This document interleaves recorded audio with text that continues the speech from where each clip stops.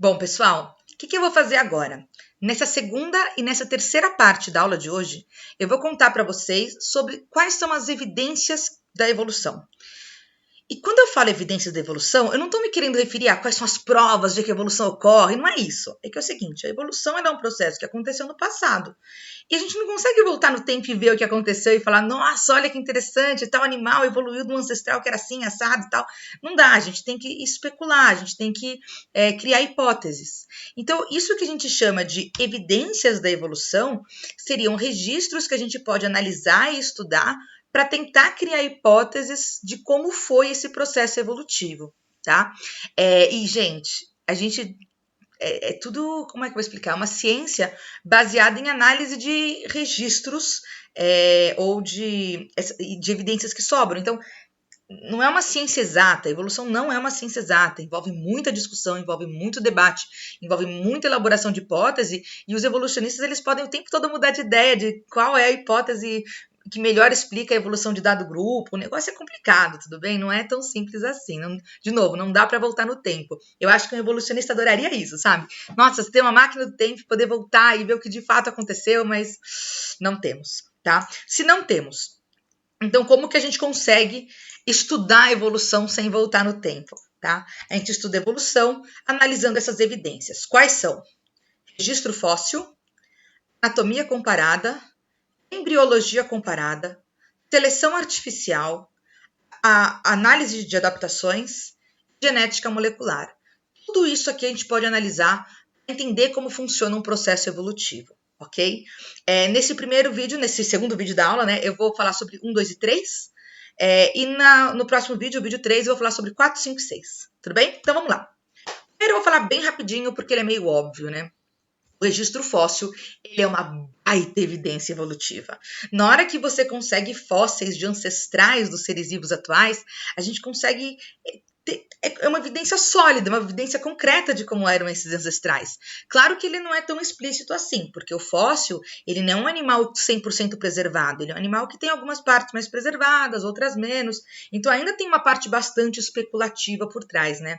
É bem interessante e, sei lá, tem vários tipos de tecidos vivos, né, que não deixam estrutura fossilizada. Tipo, pele é muito difícil de fossilizar, pelos é difícil de fossilizar. Então tem muitos memes na internet que eu já vi do tipo, se pelo não fossiliza, quem não garante que dinossauros não tinham cabelo? Bom, provavelmente dinossauros não tinham cabelo, porque eles eram de um grupo onde não tinha pelos, né? Eles eram do grupo mais próximo a répteis do que de mamíferos, né? Então a gente consegue chegar na conclusão de que provavelmente eles não tinham pelos por conta de outras semelhanças evolutivas ou outras lógicas evolutivas que a gente faz, né? Mas é interessante, o registro fóssil ele é muito legal, ele é muito enriquecedor, ele traz muita informação, apesar de ser um pouco limitado por nem tudo fossilizar, né? Eu acho que o tipo de fóssil que melhor conserva são esses fósseis conservados em gelo. Então são considerados bem preciosos, assim, quando o pessoal acha um filhote de mamute congelado, nossa, o pessoal fica empolvorosa para tentar, né? Quem que vai estudar ele, vai analisar ele, né? Então, primeiro é isso, né? Primeira evidência da evolução que é fundamental de ser estudada por evolucionistas é o registro fóssil. Tá? E fóssil não é só de dinossauro, não, hein? Tem fóssil animal, tem fóssil vegetal, tem até fóssil de bactéria, ok? Isso é bem interessante. Bom, depois, o segundo tipo de evidência evolutiva é a anatomia comparada. E é aqui que eu vou me demorar mais nesse vídeo de agora, ok? Por quê? Dentro de anatomia comparada, a gente tem 3 subitens que são muito importantes de serem compreendidos por vocês.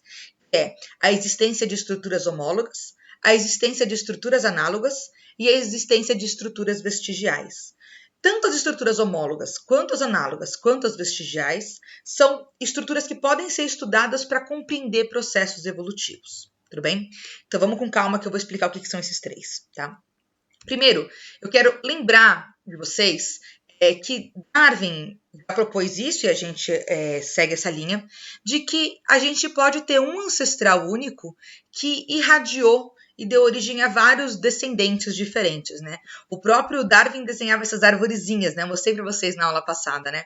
Então, um ancestral dando origem a vários seres diferentes, que deram origem a vários seres diferentes, que deram origem a vários seres diferentes, né? Nessa imagem aqui, a gente tem o que seria a especulação sobre um ancestral mamífero, e a partir desse ancestral mamífero, ocorreu uma irradiação adaptativa. Gente, irradiar é espalhar. Quer dizer que eu tenho um mamífero que foi se adaptar a meios aéreos, como o morcego, mamíferos que se adaptaram a meios aquáticos, como a baleia, mamíferos que se adaptaram a uma vida arborícola, como a preguiça, ou uma vida totalmente terrestre, como o lobo, ou uma vida, enfim, uma vida meio terrestre, meio aquática, como a marmota. Mas o que a gente percebe é que se tem um ancestral mamífero, esse ancestral mamífero ele teve que irradiar legal, assim, teve que passar por processos evolutivos bem diferentes, a ponto de gerar essa diversidade toda de mamíferos que vocês estão vendo aí na tela, né? Bom, e isso aconteceu para todos os grupos. Eu provavelmente tinha um ancestral anfíbio, tinha um ancestral ave, um ancestral réptil, um ancestral artrópode. E aí esses ancestrais foram irradiando, né? Foram se diversificando. E durante essa diversificação, durante essa irradiação, é possível a gente observar a formação de estruturas homólogas. O que são estruturas homólogas? Então, olha aqui, por exemplo. Aqui eu tenho o braço dianteiro de 4 seres vivos, tá? O braço dianteiro de um humano, de um gato, de uma baleia e de um morcego. E olha que interessante, quando eu olho o braço interno, a estrutura interna desses bracinhos, eu percebo que existe muita semelhança entre esses bracinhos. Então, repara, ó, aqui no nosso braço tem um osso, que se conecta a 2 ossos aqui, né, húmero, que se conecta a ulna e rádio, e aqui a gente tem os ossinhos do pulso e depois os carpos e metacarpos formando os nossos dedinhos. Quando eu vou para o osso de um gato, ó, continua sendo, é um osso, ó, ligado a 2 ossos aqui e aí os dedinhos. Olha no gato, um osso ligado a 2 ossos aqui e aqui vários dedinhos. Olha a nadadeira de uma baleia, um osso ligado a 2 ossos aqui e depois vários dedinhos. Ou olha o braço de um morcego, um osso ligado a 2 ossos e aqui embaixo os vários ossinhos dos dedinhos. Gente, será que é coincidência o braço desses 4 seres vivos ter a mesma estrutura óssea, uma estrutura óssea muito semelhante, né? Um osso conectado a 2 e depois vários dedinhos, né? Ainda mais quando eu conto os dedinhos, todo mundo aqui tem 5 dedos, menos essa baleia perdeu um dedo, mas ó, 1, 2, 3, 4, 5 dedos no morcego, 5 dedos no gato, 5 dedos no humano. O da baleia tem 4, mas provavelmente tinha um quinto aqui que evolutivamente reduziu. Bom, a gente vai dizer que o braço desses 4 seres aqui, a estrutura óssea deles é uma estrutura homóloga. O que quer dizer ser uma estrutura homóloga? Quer dizer que é uma estrutura que tem a mesma origem evolutiva, vem da mesma estrutura do mesmo ancestral. Então não é que elas têm uma semelhança por acaso, é uma semelhança justificada por ter vindo de um mesmo ancestral, ok? Isso quer dizer são normalmente estruturas com a mesma origem embrionária, vem do mesmo pedacinho do embrião, né? Quando a gente tem um embrião se formando, né, um mini bebezinho lá dentro da estrutura reprodutiva materna, ou não, dentro de um ovo, a gente tem estruturas que podem dar origem a outras estruturas, né? Como se fossem um botão de braço, um botão de perna. E as estruturas homólogas, como elas têm a mesma origem evolutiva, em geral elas têm também a mesma origem embrionária, tá? E são estruturalmente semelhantes, apesar de poderem ter funções diferentes. Você dá uma olhada aqui, ó, a função do braço humano é manipular coisas, da nadadeira da baleia é nadar, do braço do gato é andar no chão e do braço do morcego é voar. Então, podem ter funções diferentes, tá? O importante é a gente saber que eles existem fruto de pressões seletivas diferentes. Ou seja, esse mesmo ancestral, uma parte dele foi viver num lugar, outra parte foi viver em outra, sofreram pressões seletivas diferentes que selecionaram modificações diferentes nesses membros, tá? Então é muito importante isso. Órgãos homólogos, eles em geral são diferentes, mas têm a mesma origem evolutiva. Aqui tem um outro exemplo. Nós e o cachorro temos muitas semelhanças ósseas. Se você for ver o osso da mandíbula, o osso da mandíbula ele é muito parecido ao nosso do cachorro, mas nossos dentes têm um certo desenho anatômico bem diferente dos dentes de um cachorro, fruto de seleção natural diferente. Nós sofremos uma pressão seletiva que selecionou um tipo de dentição e o cachorro passou por outro processo seletivo que selecionou outro tipo de dentição. Mas o fato de nós dois termos mandíbulas mais ou menos com a mesma estrutura é sinal de que o nosso ancestral também tinha mandíbulas mais ou menos com essa estrutura. Então, a gente herdou essa estrutura mandibular do nosso ancestral, levemente modificada na gente, levemente modificada no cachorro, o que gera essas diferenças. Bem, Aqui é um exemplo que eu adoro. Aqui tem uma baleia, aqui tem um beija-flor. Aqui seria o tamanho do beija-flor se comparado à baleia, tá? A essa imagem da baleia. E é incrível, você fala, meu, um beija-flor e uma baleia, não tem nada a ver uma coisa com a outra. Mas a gente consegue achar muitas estruturas homólogas. A gente consegue achar, por exemplo, essa parte aqui do crânio com esse buraco aqui pro osso é muito semelhante. As costelas, ok, que a baleia tem, eu também tenho na ave. O osso da perna, os ossos do braço, ou seja, é sinal de que a baleia, mamífero e o beija-flor, ave, vieram de um ancestral em comum que provavelmente já tinha crânio, provavelmente já tinha costela, provavelmente já tinha vértebras, e os dois herdaram essas costelas, vértebras e crânio desse ancestral. Tudo bem? Então, eu estudar a anatomia comparada desses animais me faz pensar sobre como era esse ancestral, o que ele tinha que esses dois puderam herdar. Tudo bem? Aqui um exemplo de botânica. Uma folha em um cactus pode dar origem a espinhos. Na poinsettia, ele pode ter dado origem a essas folhas vermelhas, ok? Na planta carnívora, a gente pode ter, na dioneia, né? Essas boquinhas são modificações de folha. Ou nessa outra planta carnívora, que é uma nepenthes, eu também tenho uma folha modificada em copinho. Então, a mesma folha, passando por pressões seletivas diferentes e processos seletivos diferentes, foi selecionada de forma diferente. Tá? Então, eu posso dizer sim que o espinho de um cacto é homólogo ao copinho de uma nepenthes. Tudo bem? Bom, ok. Entendemos o que é irradiação adaptativa. Olha para minha mão. Irradiar, espalhar. Agora eu quero falar sobre convergência adaptativa. Quando você estudou em física ótica, você deve ter visto raios convergentes, que são raios que convergem numa mesma... vêm de lugares diferentes, mas convergem para o mesmo ponto. A convergência adaptativa ela é basicamente isso. É quando eu tenho coisas que eram diferentes evolutivamente, que eram de ancestrais diferentes, mas se tornaram parecidos por algum motivo. Esse exemplo é muito bom. Aqui tem um tubarão, ele tem esse formato de corpo aqui, ó, meio fusiforme, a gente chama, né? Tem formato de fuso, de um torpedinho, né? Do lado tem um ictiosauro, que é um animal que já está extinto, por isso que não tem a seta aqui em cima, né? Ele era um réptil que nadava, né? Nadava também. E aqui eu tenho um golfinho, tá? Que é um mamífero. Ele continua vivo, então, ó, o tubarão e o golfinho continuam vivos, tem seta para cima, tá? O tubarão, ictiosauro e golfinho, os três são muito semelhantes externamente. Ó, os três têm essa nadadeira aqui em cima, olha só que bonitinho, tá vendo? Ó, os três têm.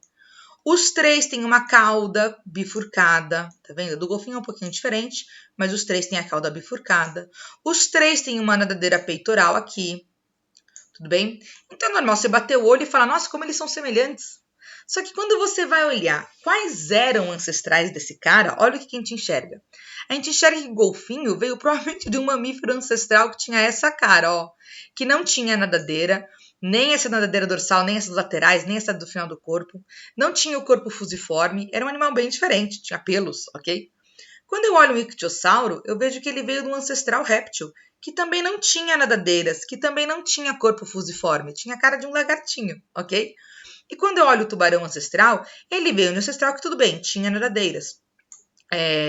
Enfim, mas o que está acontecendo aqui? Eu não posso dizer que golfinho, ictiosauro e tubarão são semelhantes porque vieram de um ancestral que tinha esse formato. Vieram de um ancestral com uma nadadeira aqui em cima. Por que não? O ancestral do golfinho mais recente não tinha nadadeira, entende? Então o surgimento de nadadeira no golfinho aconteceu de forma independente do surgimento de nadadeira no ictiosauro, que surgiu de forma independente do surgimento de nadadeira no tubarão. Então o fato dos três terem nadadeira não é fruto de uma ascendência comum, né? De um ancestral comum. É fruto de uma convergência adaptativa. Eles eram diferentes e se tornaram semelhantes. O que pode ter feito eles se tornarem semelhantes, né? Vamos pensar nisso. Vamos lá. Convergência gera o que a gente chama de estruturas análogas. O que seria estrutura análoga nesse desenho? Seria a nadadeira do golfinho, a nadadeira do ictiosauro e do tubarão. Que são estruturas que não vêm do mesmo ancestral. Origem evolutiva diferente, a característica não vem de um mesmo ancestral.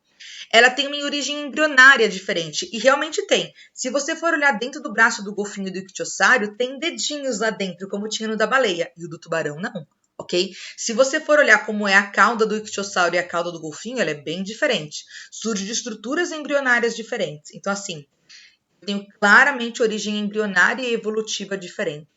Pode até haver uma semelhança de função ou uma semelhança externa, mas não tem essa semelhança estrutural. Okay? E normalmente é fruto de pressões seletivas semelhantes. É o contrário dos órgãos homólogos. Órgãos homólogos eram órgãos que no passado eram iguais, mas por conta de pressões seletivas diferentes, ficaram diferentes. As estruturas análogas são órgãos que eram diferentes, e por conta de estruturas seletivas semelhantes, eu fui selecionando um perfil mais parecido, né? Esse formato fusiforme, que é o formato do largo e com fininho nas pontas, é o melhor formato para conseguir perfurar a água e nadar, um formato hidrodinâmico. Então, o animal aquático que tem esse formato fusiforme consegue ser mais rápido. Então, ele sobrevive. Não é que o golfinho tem esse formato porque ele herdou isso do ancestral. Não, o ancestral dele era terrestre. Mas ele foi selecionado em água com esse formato, pela mesma pressão seletiva que selecionou um ictiosauro, pela mesma pressão seletiva que selecionou um embrião. Que a gente fala que para que eu tenha estruturas análogas, eu preciso ter pressões seletivas semelhantes, tudo bem? Aqui um outro exemplo, ó. Asa de inseto, asa de ave. Nossa, estruturalmente completamente diferentes. A asa da ave tem ossos dentro, a asa do inseto não tem osso, ok? Claramente eles têm uma estrutura interna completamente diferente, mas tem uma função semelhante. Por quê? Nos dois casos ocorreu uma seleção ao meio aéreo. Se era selecionado aquele que voava mais rápido, aquele que tinha capacidade de levantar voo. Esse é o formato de uma estrutura que é melhor capaz de levantar voo, talvez o melhor aerodinamismo, entende? Enfim, então para pensarmos. Aqui outro exemplo, ó. Eu tenho aqui na Oceania, na África, na América do Sul e na América do Norte 4 animais que têm registros ancestrais muito diferentes. A gente supõe que eles vinham de ancestrais muito diferentes do que eles são. Mas os 4 distantes no planeta têm essa cabeça em formato de bico, ao mais compridinho, tudo bem? Que é o melhor formato, esse biquinho comprido, para conseguir se alimentar de formigas ou cupins, enfiar esse bico dentro de um formigueiro. Então, não é que os 4 têm esse bico comprido porque eles têm um ancestral em comum. Eles estão espalhados pelo mundo. O ancestral comum deles é lá na época da Pangeia. Eles têm esse bico comprido porque eles passaram por processos seletivos semelhantes que selecionou aquele que era melhor comedor de formigas, ok? Por isso que a gente diz que essas estruturas são análogas, tudo bem? Respira. Agora eu vou dar um exemplo um pouco mais difícil, tá? Aqui tem uma asa de um morcego e aqui eu tenho uma asa de uma ave, tudo bem? E aqui eu tenho uma filogenia que explica a relação evolutiva entre o morcego, que está aqui, a ave, que está aqui. Coloquei no meio um rato, mouse, e no meio um crocodilo, tudo bem? As aves têm uma maior proximidade evolutiva com os crocodilos, e o morcego tem uma maior proximidade evolutiva com o rato, tudo bem? Esse tipo de filogenia a gente lê sempre com uma linha do tempo aqui do lado, tá? Então é como se fosse o seguinte: esses animais aqui de cima são os animais atuais, e eu vou relacionando eles com esses palitinhos, encontrando ancestrais. Então aqui está o ancestral do crocodilo e da ave, aqui está o ancestral em comum entre o morcego e o rato. E aqui embaixo está o ancestral em comum entre morcego e rato e ave e crocodilo, o ancestral que une os 4, tudo bem? A característica 4 membros, evolução de 4 membros, existir 4 membros corpóreos, 2 bracinhos e 2 perninhas, surgiu aqui, ó, antes da diferenciação morcego, rato, pássaro, crocodilo. Então, toda essa galera aqui tem 4 membros. O crocodilo tem 4 membros, o pássaro também, o rato também e o morcego também. E esses 4 membros ele surgiu uma vez lá no passado e foi sendo herdado. Então, o bracinho do morcego e o bracinho da ave veio desse bracinho que surgiu aqui no passado, quando surgiu 4 membros, tudo bem? Agora, o braço do morcego estar modificado em asa e o braço da ave estar modificado em asa não veio desse ancestral. Se tivesse vindo desse ancestral, então todo mundo aqui teria o braço modificado em asa. E não foi isso que aconteceu. Eu tenho modificação em asa só no ramo do morcego e tenho outra modificação em asa só no ramo das aves. Tanto que a modificação do braço em asa, ela é diferente. O morcego ele voa com os dedinhos, né? E a ave voa com o braço inteiro. Então, eles não têm nem o mesmo mecanismo de voo. Então, nesse caso, eu posso dizer que a análise da evolução deve ser muito cuidadosa. Apesar dos ossos internos serem homólogos, porque vem do mesmo ancestral com 4 membros, a morfologia externa, formato de asa, é análoga. O hábito do voo surgiu independentemente nas aves e nos mamíferos. Vou explicar de uma outra forma, presta atenção. Os membros anteriores e os ossos das asas são homólogos. Ter membros anteriores e ter esses ossinhos, um osso ligado a 2 ossos ligados a dedinhos, isso são estruturas homólogas, porque derivam do mesmo ancestral, que é o ancestral com 4 membros que está aqui no passado. Só que a modificação do membro anterior, do braço, em asa, ocorreu independente no morcego e na ave. Então, a gente vai dizer que a modificação em asa é análoga. Tudo bem? Porque não veio do mesmo ancestral. Aquilo que deriva de um mesmo ancestral, homólogo. Aquilo que surgiu em diferentes grupos, mas é semelhante, análogo. Tudo bem? Aqui só para vocês terem uma ideia. Ó, os ossinhos da mão aqui, ó, dessas três asas, ó. Eu tenho aqui, ó, um bracinho, outro bracinho e aqui um dedo grandão. Isso aqui é a asa de um pterossauro, tá? Aqui a asa de uma ave e aqui a asa de um morcego. A asa desses 3 tem ossos homólogos, o que é diferente da asa de uma borboleta que não tem esses ossos, tá? Mesmo assim, a existência de asa em um morcego aconteceu independente da existência de asa em uma ave, que aconteceu independente da existência de asa em um pterossauro.